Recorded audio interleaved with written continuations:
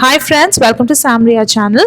நம்ம டிஷ்வாஷரில் வந்து பாத்திரம் வளர்க்கும் போது காமனாக சில மிஸ்டேக்ஸ் நடக்கும். அதில் இன்னைக்கு ஒரு மிஸ்டேக் நடந்திருக்கு எனக்கு. ஸோ அதை பற்றி உங்களுக்கு காட்டலான்னு தான் வந்திருக்கேன். உங்கள் டிஷ்வாஷர் சரியாக க்ளீன் பண்ணலன்னா அதில் சில மிஸ்டேக்ஸ் வந்து நம்மளே பண்ணுவோம். அதில் என்னென்னா, இப்போ பாத்திரங்கள் அடுக்கும் போது ரொம்ப க்ரௌடடாக அடுக்கக்கூடாது. பக்கத்தில் ரொம்ப பாத்திரங்களாம் பக்கத்தில் அடுக்கலாம். ஆனால் வந்து பாத்திரங்கள் எப்போவுமே திரும்பி இருக்கிற மாதிரி தான் இருக்கணும். இப்போ பார்த்தீங்கன்னா இதில் என்னோட சில பாத்திரங்கள் வந்து சரியாக க்ளீன் ஆகலை. இப்போ நீங்கள் டிஷ்வாஷர் எடுத்து பார்த்தீங்கன்னா சில இடத்துலலாம் அப்படியே இருக்குது அழுக்கு. உங்களுக்கு இது கிளியராக தெரியுதான்னு தெரியல. இங்கே பார்த்தீங்கன்னா அதில் வந்து கொஞ்சம் அழுக்கெல்லாம் ஒட்டிகிட்டு இருக்கு. ட்ரையாக வேற இருக்கு. ஏன்னா உங்களுக்கு வந்து டிஷ்வாஷர் ட்ரை பண்ணி தான் தரோம். அதனால் பார்த்தீங்கன்னா அதெல்லாம் ஒட்டிகிட்டு இருக்கு. ஸோ இந்த சைட்ஸ்லலாம் ஒயிட்டாக இருக்குது பாருங்கள். ஒழுங்காக க்ளீன் ஆகலை. இதுக்கு வந்து மெயினாக ஒரு ரீசன் வந்து இருக்குது. இப்போ இது இந்த டம்ளரையும் பாருங்கள். இது கூட வந்து ஒழுங்காக க்ளீன் ஆகலை. உங்களுக்கு ஆக்சுவலி கேமராவில் கிளியராக தெரியல, பட் எனக்கு வந்து பார்க்கும்போது தெரியுது. இந்த டம்ளரும் உங்களுக்கு காட்டுறேன் பாருங்கள். இதுவும் வந்து சரியாக க்ளீன் ஆகலை. இது கொஞ்சம் உங்களுக்கு தெரியும்னு நினைக்கிறேன். பாருங்கள், அந்த ஒயிட் டாட்ஸாக வந்து அங்கே இருக்குது பாருங்கள்.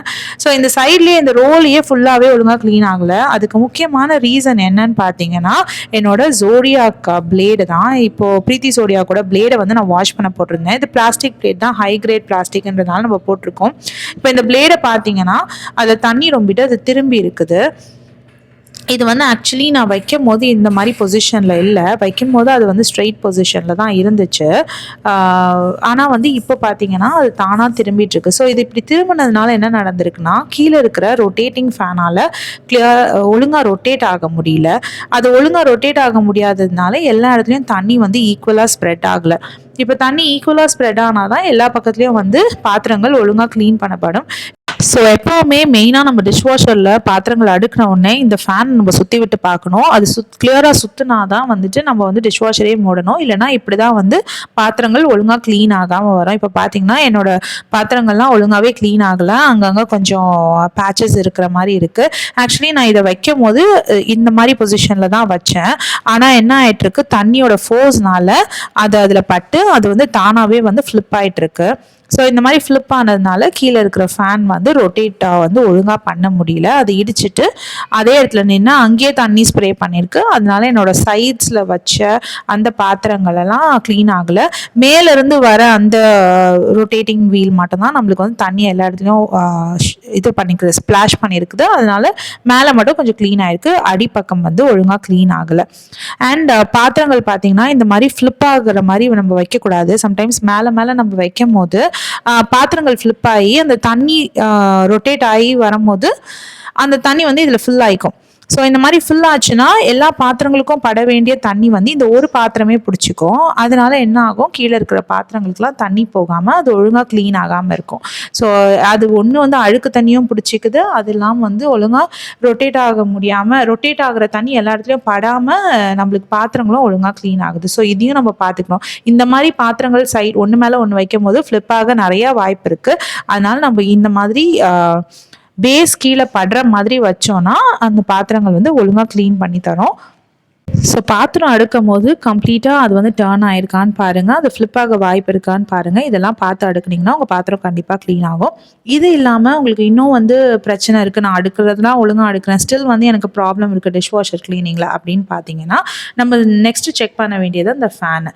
முக்கியமாக பார்த்தீங்கன்னா அந்த கீழே இருக்கிற ஃபேனில் பார்த்தீங்கன்னா தண்ணியை வந்து ஒழுங்காக வர விடாமல் நிறைய அடைப்பு இருக்கும். ஸோ நம்ம அந்த அடைப்பெல்லாம் எடுத்து விடணும். உங்களால் வந்து இதை சும்மா கையால் எடுத்து விடுறது கொஞ்சம் கஷ்டம் தான். அதனால பின் இருந்தால் பின் வச்சு குத்தி விட்டுருங்க. ஸோ தட் அந்த வாட்டர் ப்ரெஷராக வரும்போது உங்களுக்கு தானாகவே அந்த டர்ட்ஸ் எல்லாம் வெளியில் வந்துடும். உங்களால் இந்த மாதிரி கை வச்சு எடுக்க முடிகிற அழுக்குகளை மட்டும் நீங்கள் எடுத்து போட்டுருங்க.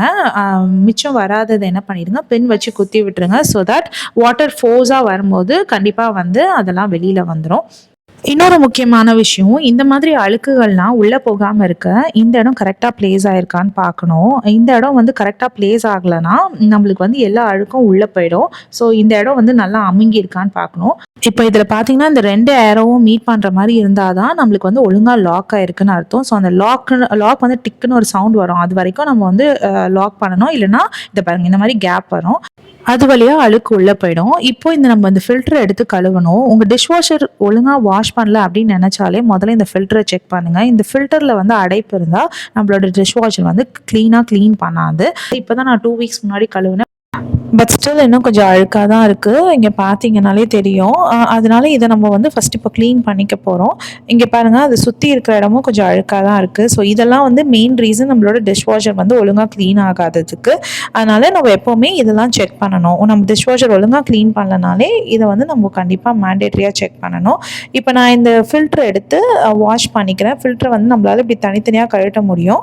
உங்ககிட்ட பழைய டூத் ப்ரஷ் இருக்கும் இல்லையா, அதை வச்சு கூட வந்து நீங்கள் க்ளீன் பண்ணிக்கலாம். இந்த மாதிரி பழைய டூத் ப்ரஷ் எடுத்து இப்படி ஒரு தேய்ச்சிங்கன்னா அந்த அழுக்கெல்லாம் வந்துடும். அது மேலே படிஞ்சிருக்க அழுக்கெல்லாம் வந்துடும். ஸோ அதை ப்ரஷ் பண்ணி வாஷ் பண்ணாலே வந்து அந்த அழுக்கெல்லாம் வந்துடும். அதுக்கப்புறம் உங்கள் ஃபில்டர் க்ளீன் ஆகிடும். அந்த ஃபில்டர் எடுத்து நீங்கள் திரும்பி மாட்டிடலாம். இதே மாதிரி ஃபில்டர் ஃபுல்லாக தேய்ச்சி கழுவிடுங்க. அதில் மாட்டியிருக்கிற பொருளெல்லாம் எடுத்து விட்டுருங்க.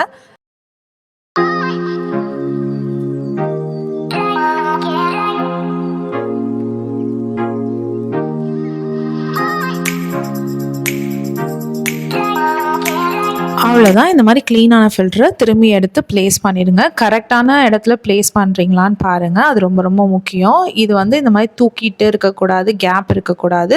ஸோ லாக்கிங் மெத்தட் வந்து கற்றுக்கோங்க. ஒழுங்காக லாக் ஆகிருக்கான்னு பாருங்கள்.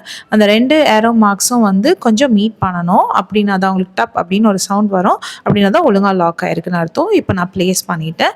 அவ்வளோதான். இப்போ ரெடி ஆகிடுச்சு. இதுக்கு மேலே நீங்கள் க்ளீன் பண்ணிங்கன்னா கண்டிப்பாக வந்து உங்களுக்கு கொஞ்சம் டிஃப்ரென்ஸ் தெரியும். கண்டிப்பாக வந்து ஒழுங்காக க்ளீன் பண்ணும்.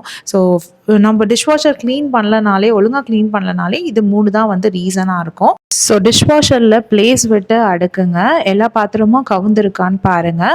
அந்த தண்ணி அடிக்கிற ரொட்டேட்டிங் ஃப்ளாப் ஒழுங்காக ஃப்ரீயாக சுற்றுதான்னு பாருங்கள். நெக்ஸ்ட்டு வந்து கீழே இருக்கிற ரேக்கு கழட்டிட்டு உங்களோட ஃபில்டர் க்ளீனாக இருக்கான்னு பாருங்கள்.